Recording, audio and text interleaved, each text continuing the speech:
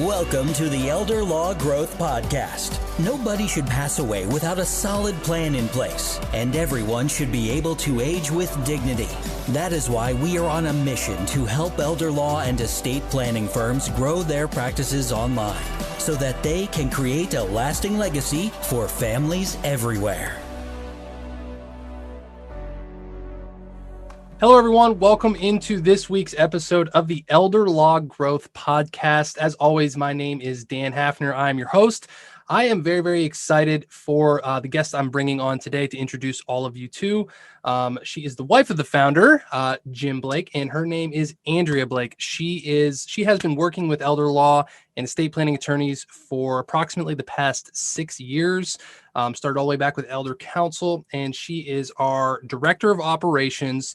And she is our website specialist. So today we're going to talk a lot about, this is actually going to be an episode focused on website stuff exclusively. We're going to talk, well, let's just get into it. I'll let Andrea talk about it. So welcome to the show, Andrea. Sounds good. Thanks, Dan. Appreciate you having me. Yeah, absolutely. Absolutely. So I guess in addition to that awesome intro, tell us a little bit about you, a little bit about your background and go from there. Sure. So as you said, I worked with Elder Counsel for a few years. That's how I got my start into elder law. Then I transferred over into more the estate planning side. I worked with the Heckerling Institute for a while, and now I'm with Bambiz that my husband started the company. And my focus really is trying to help elder law and estate planning attorneys grow their practices, through using smart types of marketing and really through clarifying their messages so that they can find their ideal potential client and really speak to that person about how they can help them. This is really an underserved area. A lot of people don't know what elder law is. And so I'm hoping that we can help change that. Yeah, I'm glad you mentioned that with the story aspect of that. We had an episode about that previously. And I really just kind of want to underscore that, right? Like there's so many different businesses, especially probably in this type of, niche, whatever you want to call it, that kind of like just ignore that, right? Do you see that pretty often? Absolutely. Yes. The main thing I notice is, people treat their websites or their, marketing materials like it's just a business card that you're handing someone. And it's not a business card. Somebody should be able to go on, I'm using website as an example, since, most of our business we do now is online. Somebody should be able to go on your website and in 5 seconds, they should be able to know exactly what you do, even if they have no clue who you are. And beyond that, why it matters to them.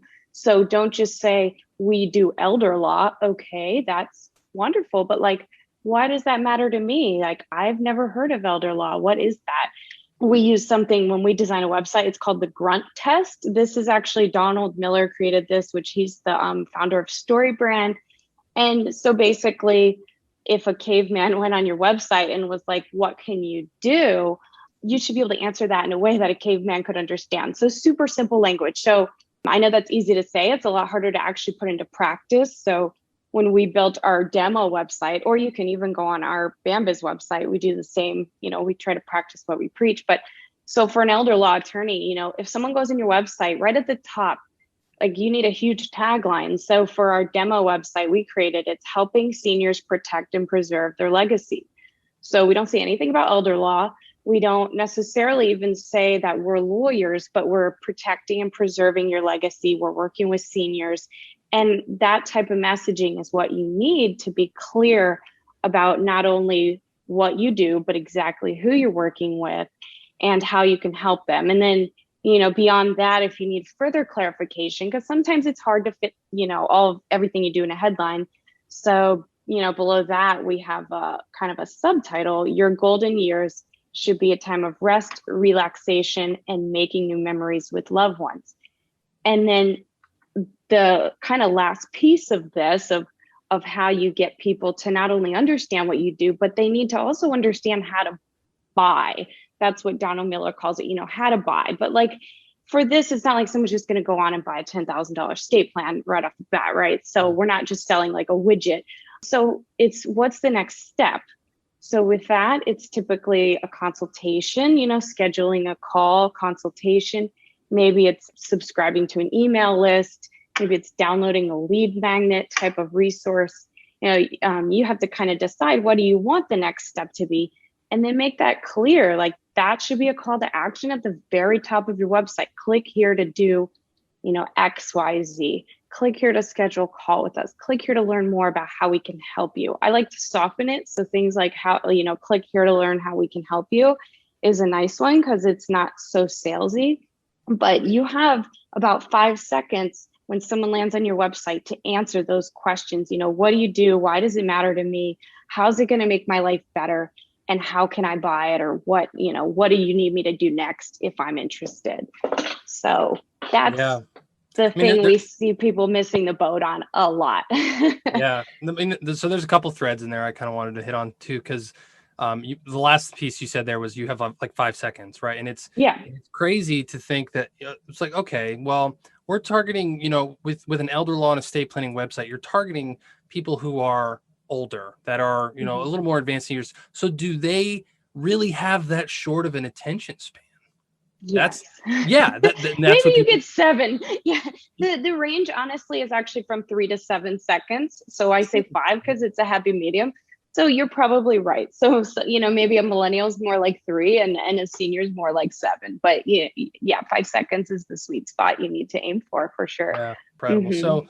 So I guess, and you kind of hit on a few of these as we go, but I think like it'd be good to kind of list these out. So in addition to some of those, like, lacking a call to action, not really having the, hey, or being more generic, like, hey, we just do elder law.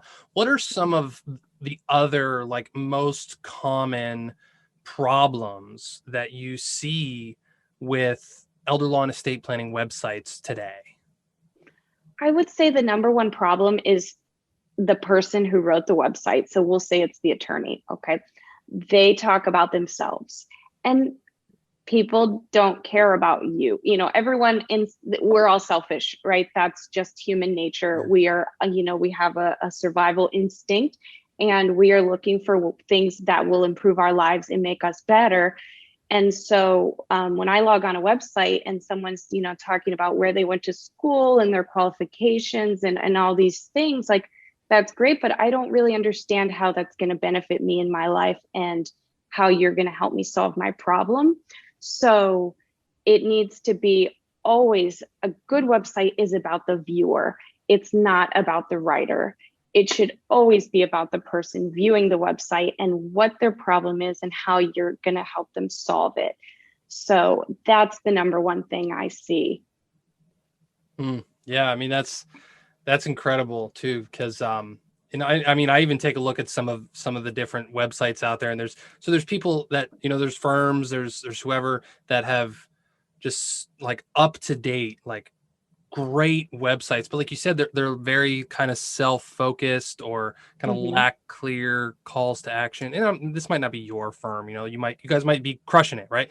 But there also are those who have just super old, like clearly outdated old websites, which was really discouraging, right? Because like it's not all that expensive or time consuming to make a new website, is it? It's not, no. It's a fairly quick process. I think the investment is nominal compared to, the amount of time it takes, from a design perspective to put it together. And right. I do see people making the mistake a lot of hiring someone that doesn't necessarily know, elder law or estate planning, or maybe doesn't even work with lawyers. And again, we're not selling widgets. You're selling, a $10,000 estate plan or whatever it is. And so to hire someone that, builds websites to sell widgets is a completely different process that you need to take people through than someone that's, first they need to understand how you can help them. And then you kind of want to take them on a journey to, warm them up to you and how you can help them and what you do. And then let's get them to schedule that consultation. Or, I prefer with website visitors, some of these people are just kind of looky-loos. So don't waste your time. Don't have a schedule a 2-hour call with me button on your website. It should be very short, 15 minutes. Let's pre-screen them. I prefer the attorney not even do those calls. I prefer someone in your office. And then let's pre-screen them, see if they're even qualified. And then, from there, kind of get them into your process and your funnel of, what steps you walk through next to convert these folks. No, I'm glad you mentioned that, because man, I remember when I first went down the marketing path and the sales path, like there was this expectation. You see all these, maybe you follow different marketers or businesses or salespeople online, and they talk about, selling these high ticket things like that, like a $5,000, $10,000 thing. And you're like, holy crap, I can just have that on a website and like somebody will buy that without like, it's too good to be true. Right. And there's a reason for that, because it doesn't happen. Like the normal person doesn't just do that. So I really like what you said about like, it's all about the next step. That's all your website should do, right? It should, right. And you should have, some sort of drawn out process. Marketers usually call it a funnel. I mean, you don't have to use that term, but it's just, you need like to create a really simple like process of boxes. Okay, land on website, book call is step one. Paralegal calls him, or secretary or whoever from your office, does the call, convinces them to book a full-on consultation, attorney or whoever does the consultation, and then sell the plan. Okay, so maybe it's like a 5-step process, from A to Z. So that's the one thing I feel like people also miss the boat on, when you're talking about problems with websites. I don't think people necessarily have a clear end goal in mind. So from, day one, when we develop a website for you, we will talk about what's your end goal. So typically for a website, it is going to be, let's get people to schedule an initial, short call, something like that.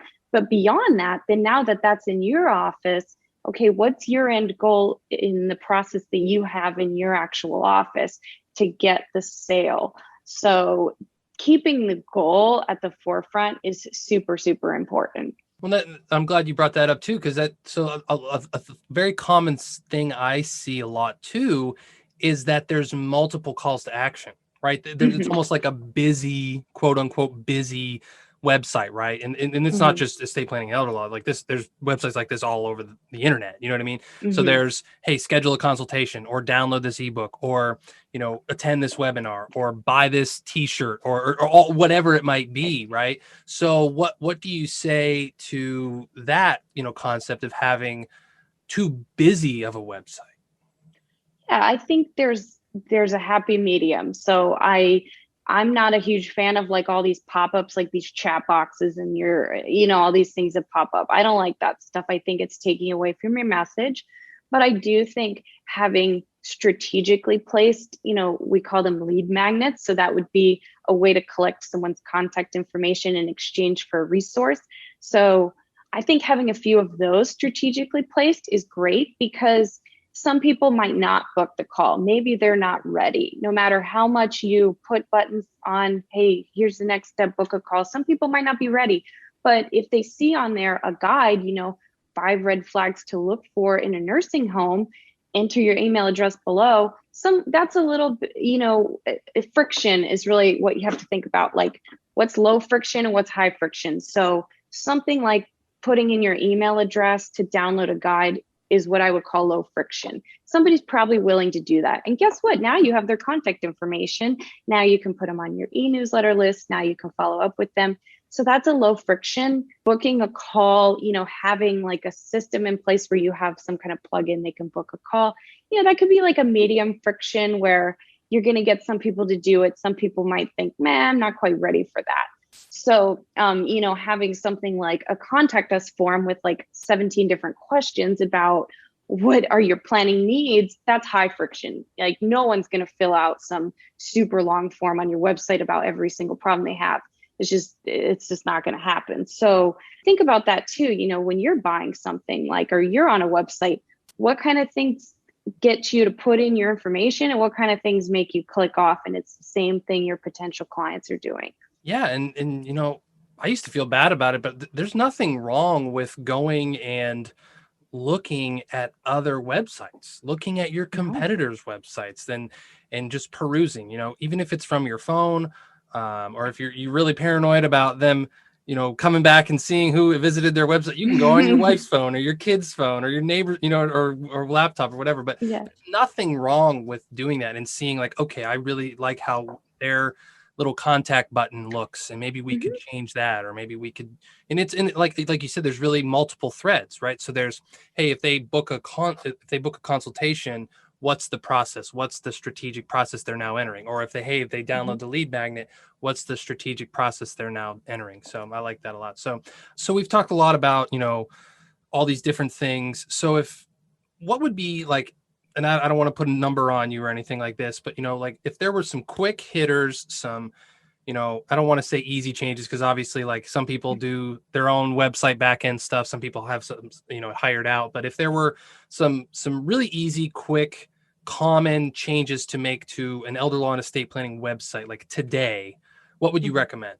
So I would say the grunt test that we talked about in the beginning, and that's certainly something you can search online, Donald Miller grunt test, but it's basically if someone that knows nothing about you landed on your website, could they answer the question, what do you do and how you can help me, within those first few seconds? So just making that super clear from the beginning, what do you do and how you can help, and in a way that is, again, tailored to the person that's reading your website. So when someone comes into your office, all your potential clients, what do they say when they're calling you up for services? Are they like, oh my gosh, I don't know what to do, I have someone going in a nursing home? Great, that's a pain point. Speak to that. Like the top of your website, are you worried about how to pay for nursing homes? That's what we do. We can help you. Like it needs to be very simple, clear language, just like that. And then the next thing is, I see a lot of websites that have just bad structure. Some of this is design, some of this is like the internet's come a long, long, long way since, websites first started back with GeoCities in the 1990s. Websites need structure. The way you read a book is the way people read a website. It's left to right, top to bottom. So don't just jumble things up. As you said, don't have so many calls to action where it's confusing. Keep it very clear and, use a lot of white space, use minimal text and relevant images that speak to your potential client. So their eyeballs go on the page where you want them to go and only there. So that'd probably be my main things. Just keep it simple, just keep it simple. That's really it. Yeah, I like that. So, and we actually have a downloadable template, right, for that? We do. Yes, we do. So we have a free website blueprint template that's actually going to outline everything you need on your website and the order that it should be placed in. So it's on our website, bambiz.net. Under resources, you'll see there's a drop down there. It's called the website blueprint template. So feel free to go in there, download that, and that is a great way to get started. Yeah, I was going to ask you the where to go to find that. So I'll include the link for you guys in the show notes. And like she said, it'll take you right to that on our page, because we've gotten great feedback about that. That has actually really changed a lot of firms, structures and the success they've seen with their website. So, all right, great. Well, usually I ask where to go to find out more, but you kind of already gave that to us. So is there anything else you'd like to close with today, Andrea? No, feel free to check out our website if you want to get, kind of ideas about how to simplify your messaging. We have a demo elder law website as well, which Dan, you can include that in the notes. So if you're specifically looking for ideas of how to format a lawyer website, that will be a great place to look around. Feel free to, don't steal all of our ideas, but feel free to take notes and copy some ideas. And we'd love to chat more if you're interested. Yeah, absolutely. So we will definitely include both of those resources for you guys in the show notes. So, all right. Well, thank you very much, Andrea. I appreciate it. I'm glad I had you on here, because I saw that I wanted to do, an episode on websites and such. And then I was like, I think Andrea would give us a lot more better content and value than just me going on about this. Well, so thank you very much. I appreciate it. All right. Thanks so Well, much.